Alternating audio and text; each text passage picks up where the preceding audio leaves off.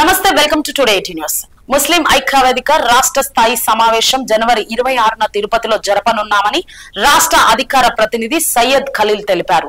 గత 5 సంవత్సరాల నుండి రాష్ట్రంలో సంచలనం సృష్టిస్తున్న ముస్లిం ఐక్యవేదిక సమావేశాలు రాష్ట్రంలో ముస్లిం సమస్యల మీద పోరాడుతూ రాజకీయ పార్టీలకు దీటుగా ప్రజల్లో ఉంటూ ప్రజల మన్ననను పొందుతున్న ముస్లిం ఐక్యవేదిక ఎన్నికల తర్వాత రాష్ట్ర స్థాయి మొదటి సమావేశంలో తిరుపతిలో నిర్వహిస్తున్న రాష్ట్ర కార్యవర్గ సభ్యులు రానున్న రోజుల్లో ముస్లింల గతి స్థితిగతులు మీద ఎలా ముందుకు పోవాలి, అలాగే ముస్లిం సమస్యల మీద ఎలా పోరాడాలి అని, రాజకీయ చైతన్యం ముస్లింలలో ఎలా తేవాలి, బానిసత్వాన్ని ఎలా దూరం చేస్తూ అధికారాన్ని ఎలా దక్కించుకోవాలి అన్న ప్రధాన ఉద్దేశంతో ఈ కార్యవర్గ సమావేశం నిర్వహిస్తున్నట్లు రాష్ట్ర అధికారిక ప్రతినిధి సయ్యద్ ఖలీల్ తెలియజేశారు.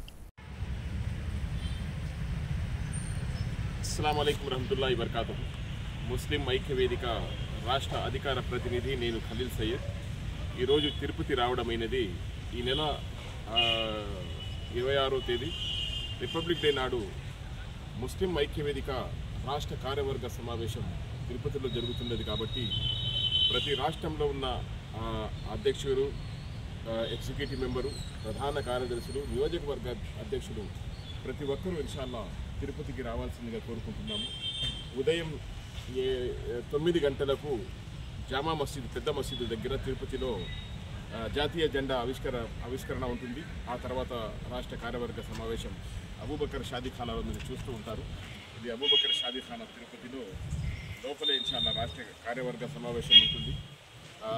మీ అభిప్రాయాలు మనసు విప్పి మాట్లాడుకునే దానికే ఈ రాష్ట్ర కార్యవర్గ సమావేశం.